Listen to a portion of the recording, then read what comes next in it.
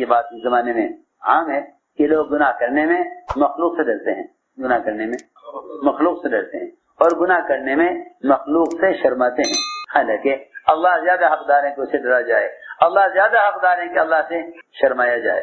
لوگ سمجھتے ہیں حیا کا تعلق مخلوق سے ہے، نہیں، حیا کا تعلق تو خالق سے ہے، حیا کا تعلق خالق سے ہے۔ جب آدمی خالق سے شرمانے لگے گا تب اس کی حیا مخلوق کے لیے ظاہر ہوگی۔ پہلے حیا خالق سے ثابت ہوگی پھر مخلوق کے لیے ظاہر ہوگی، پہلے حیا خالق سے ثابت ہوگی۔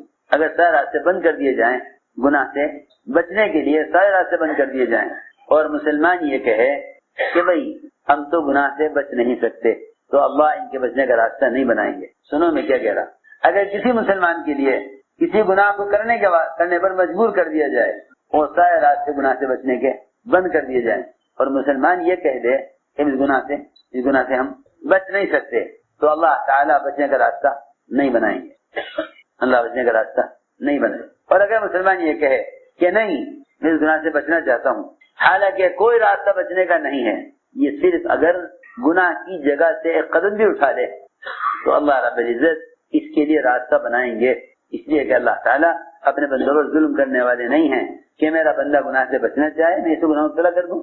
وہ تو میں کیا بتاؤں، اس زمانے میں گناہ کرنے والوں نے بہت آسان راستہ یہ بنا لیا کہ خود گناہ کرتے ہیں، الزام شیطان کو دے دیتے ہیں، الزام میں تھوڑی کر رہا، تو شیطان نے کرایا۔ حالانکہ یہ نہیں ہو سکتا کہ اللہ تعالیٰ انسان کو گناہ کرنے کا اختیار نہ دیں اور پھر اس کو عذاب بھی دیں، یہ ہو ہی نہیں سکتا۔ اللہ تعالیٰ نے انسان کے اندر گناہ سے بچنے کی قوت رکھی ہے، اگر گناہ سے بچنے کی اللہ قوت نہ رکھتے انسان میں تو عذاب بھی نہ دیتے، عذاب اس لیے دیتے ہیں کہ ہم نے اس کے اندر گناہ سے بچنے کی طاقت رکھی ہے، یہ دیکھنا ہے کہ یہ حکم پر اس قوت کا استعمال کرتا ہے یا نہیں کرتا۔ تو بعض تو بیچارے اپنے گناہوں کا الزام شیطان کو دے دیتے ہیں، بعض کہتے ہیں کہ بھئی کیا کریں، ماحول ہے، کیا ہے ماحول ہے، ارے اس ماحول کو بدلنے کے لیے تو کام تھا، تم نے ماحول کو چھوڑ دیا اس کے حال پر، اور اب کہتے ہو کہ ماحول سے گناہ ہو رہے ہیں۔ نہیں، گناہ ماحول سے نہیں ہو رہے، گناہ تو آپ کے اس ماحول کو اس کے حال پر چھوڑنے کی وجہ سے ہو رہے ہیں۔ جیسے میں نے عرض کیا کہ اگر تم نے دعوت سے ماحول کو نہ بدلا تو تم اپنے دین کو اس ماحول سے نہیں بچا سکتے۔ تو بعض کا تو الزام یہ ہے کہ شیطان گناہ کرا رہا، بعض کہتے ہیں کہ نہیں ماحول سے ہو گیا ہے، اور بعض وہ لوگ ہیں جو اس سے آگے کے مسائل کو کہتے ہیں جیسے حکام کی وجہ سے ہو رہا ہے، حکام کی وجہ سے ہو رہا ہے۔ یہ تو جو کچھ مسلمان کر رہے ہیں بیچارے پریشان ہیں، مجبور ہیں، کیا کریں، قانونی ایسا ہے۔ سارا باطل ایک وقت میں جمع ہو جائے پوری دنیا کا، خدا کی قسم ایک استنجے کی لائن کی سنت کا مقابلہ نہیں کر سکتے، تو پکی بات ہے۔ کہاں فرائض اور کہاں احکام شریعت، سارا باطل مجتمع ہو جائے، ایک سنت کے مقابلے میں ناکام ہو جائے۔ وہ تو سمجھتے تھے کہ مسلمان پہلے دین کو بگاڑتا ہے پھر غیر دین کو مٹاتے ہیں، وہ تو بگڑے ہوئے دین کو ختم کرتے ہیں، اس کو کی بات اغیار جو ختم کرتے ہیں وہ اس دین کے خلاف قانون بناتے ہیں جس دین کو مسلمان خود بگاڑ چکا ہوتا ہے۔ ورنہ کیا مجال ہے کہ سارا باطل مجتمع ہو کر ایک سنت کا مقابلہ کر لے، ایک سنت کا ممکن نہیں ہے، ایک سنت کا مقابلہ سارا باطل جمع ہو کر نہیں کر سکتے۔ تو ہم نے عرض کیا کہ صبر اور تقوی یہ دونوں چیزیں آپس میں مل جائیں گی تو اللہ رب العزت ان کے نکلنے کا راستہ ضرور بنا دیں گے۔ یوسف علیہ السلام نے ان دونوں کو جمع کیا، بھائیوں کی اذیت پر صبر کر لیا، بدلہ نہ لیا، زلیخا کی حرکت پر تقوی اختیار کر لیا، اسے یقین تھا کہ نکلنے کا راستہ تو کوئی ہے نہیں، نکلنے کا راستہ تو کوئی ہے نہیں، مجبور ہو کر گناہ کریں گے، مجبور ہو کر گناہ کریں گے۔ مزید اس نے یہ کیا کہ اپنے بت کے اوپر کپڑا ڈال دیا۔ ایسا مجھے کیا کر رہی، کہنے لگی کہ میرا معبود دیکھ رہا ہے، مجھے اس سے شرم آ رہی ہے، گناہ کرنے کے لیے اپنے معبود پر کپڑا ڈال رہی ہے۔ سوچو تو صحیح، ایک کافر کے اندر بھی اتنی حیا ہے کہ وہ اپنے ہاتھ سے بنائے ہوئے لکڑی کے بت سے شرما رہا ہے کہ میں گناہ کر رہا ہوں، میرا معبود دیکھ رہا ہے۔ یہاں گناہ کرتے ہیں مسلمان اور یہ سوچ کر کرتے ہیں کہ کوئی دیکھنے والا نہیں ہے، حالانکہ ابن عباس فرماتے رضی اللہ تعالیٰ عنہ کہ کوئی شخص تنہائی میں گناہ کر رہا ہو، کوئی شخص تنہائی میں گناہ کر رہا ہو، اچانک کوئی لائٹ جلا دے یا اچانک کوئی پردہ ہلا دے یا اچانک دروازہ کھل جائے اور دل میں اس بات کا خیال آئے کہ کسی نے دیکھا تو نہیں، کسی نے دیکھا تو نہیں۔ حضرت ابن عباس فرماتے ہیں کسی کے دیکھنے کا خیال آنا اس گناہ سے بھی بڑا گناہ ہے.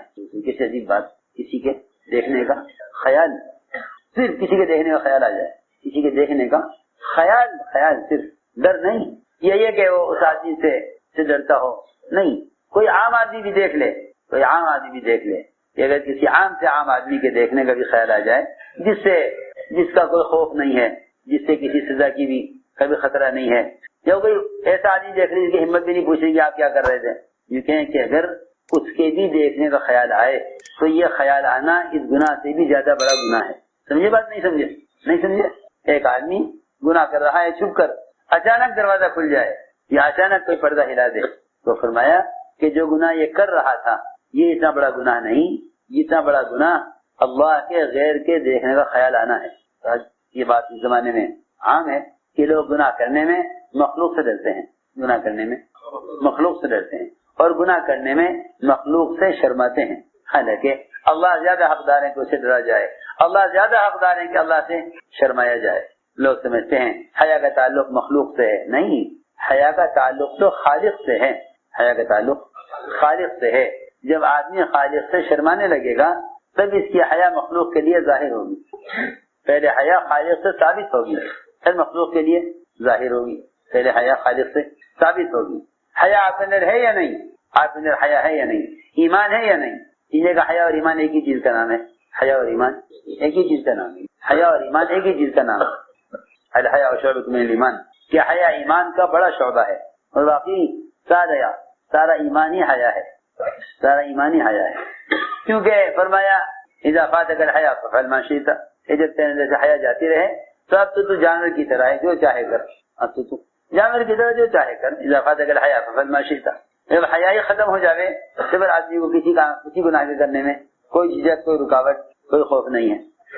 تو میں نے عرض کیا کہ حیا کا تعلق خالق سے ہے, مخلوق سے نہیں ہے. وہ تو جب بندہ گناہ کے کرنے میں, چھپ کر گناہ کرنے میں اللہ سے بے حیا ہو جاتا ہے, اللہ سے بے حیا ہو جاتا ہے نا, پھر اس کے لیے مخلوق سے حیا کرنے کا احساس ختم ہو جاتا ہے. وہ آدمی بے حیا ہے جو تنہائی میں گناہ کرنے میں اللہ سے نہ شرمائے, وہ بے حیا ہے, وہ بے حیا ہے. جو تنہائی میں گناہ کرنے میں اللہ سے نہ شرمائے وہ بے حیا ہو چکا ہے. وہ تو مخلوق کے الزام سے بچنے کے لیے اور اپنی عزت بچانے کی کوشش میں ہے, حالانکہ اللہ کی نظر میں گناہ کر کے ذلیل ہو چکا ہے. اب مخلوق میں کیا عزت بچا لے گا. اسی لیے حدیث میں آتا ہے جو آدمی چھپ کر گناہ کرتا ہے, جو آدمی چھپ کر گناہ کرتا ہے, اللہ تعالی اس کے گناہ کی وجہ سے لوگوں کے دل میں اس کی نفرت پیدا کر دیتے ہیں, اگرچہ لوگوں نے اس کو گناہ کرتے ہوئے نہ دیکھا ہو, اگرچہ لوگوں نے اس کو گناہ کرتے ہوئے نہ دیکھا ہو. اور جو آدمی تنہائیوں میں اللہ کی عبادت کرتا ہے, اللہ اس کی محبت لوگوں کے دلوں میں ڈال دیتے ہیں, اگرچہ لوگوں نے اس کو عبادت کرتے ہوئے نہ دیکھا ہو. میں نے عرض کیا کہ یوسف علیہ السلام اس گناہ سے بچ کر بھاگے کہ میں زیادہ حقدار ہوں کہ اگر اب سے شرماؤں. تو بھاگ کہاں جاؤ گے, دروازے تو سارے بند ہیں, تالے لگے ہوئے ہیں. ایک دروازے سے دوسرے دروازے تک پہنچتے نہیں تھے یوسف علیہ السلام, کہ اگلا دروازہ کھل جایا کرتا تھا, کیونکہ وعدہ ہے من یتق اللہ یجعل لہ مخرجا, کہ ہم گناہ سے بچنے والے کے لیے راستہ بنائیں گے گناہ سے بچ کر نکلنے کے لیے. اسے میں نے عرض کیا کہ صبر تقوی کے ساتھ ہے, صبر تقوی کے ساتھ, صبر تقوی کے ساتھ ہے. انہ من یتق ویصبر, کہ جو آدمی صبر تقوی کو دونوں کو جمع کر لے گا ہم اس کے عمل کو ضائع نہیں کریں گے, اور جو تقوی اور صبر کو دونوں کو جمع کر لے گا ہم ہر ذلت سے نکال کر عزت پر لائیں گے. ساری حکومت قدم میں پڑ گئی یوسف علیہ السلام کے. دیکھو تو صحیح, اس زمانے میں تو وزیر بن کر جیل میں جائیں, اس زمانے میں جس حکومت نے الزام دیا, زنا کی تہمت لگائی, دفعہ لگائی اور جیل میں ڈال دیا, وہی حکومت کہہ رہی کہ نہیں آپ سچے ہیں, ہم سے غلطی ہوئی, آپ سچے ہیں, ہم سے غلطی ہوئی. اب ہم پریشان ہیں, حکومت کیسے چلائیں. ہم نے خواب دیکھا ہے, سارے وزراء کو جمع کیا بادشاہ نے, سارے وزراء کو جمع کیا بادشاہ نے, یہ خواب دیکھا ہے. خواب سے وزراء کہنے لگے کہ آپ کا پیٹ خراب ہے, کیونکہ جب پیٹ خراب ہوتا ہے تو آدمی کو الٹے سیدھے خواب نظر آتے ہیں.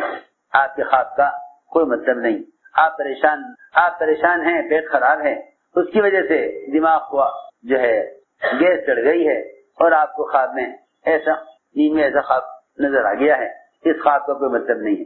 اضغاث احلام, کہ یہ تو ایسی پریشان خواب ہیں، لوگوں کو نظر آ جایا کرتے ہیں پیٹ کی خرابی سے، اس کا کوئی مطلب نہیں ہے۔ سارے وزراء نے یہ جواب دیا، لیکن بات یہ ہے کہ انبیاء علیہ السلام کسی بھی حال میں دعوت کو نہیں چھوڑتے، چاہے حالات ذلت کے ہوں یا عزت کے، تنگی کے ہوں یا فراخی کے، خوف کے ہوں یا امن کے، کسی حال میں دعوت نہیں چھوڑتے، کسی حال میں۔ یہ نہیں بھائی آج کل حالات ٹھیک نہیں ہیں جماعت والے بھی کہہ دیں گے کہ بھائی حالات آج کل ٹھیک نہیں ہے، جماعت میں روانہ کی جائے۔ ارے جب تم کسی حال کی وجہ سے کام کو چھوڑ دو گے تو ایسا فرماتے تھے کہ تم اس سے زیادہ بدتر حالات کو بلاؤ گے، جس برے حال میں دعوت کو چھوڑو گے اگلا حال اس سے زیادہ بدتر آئے گا۔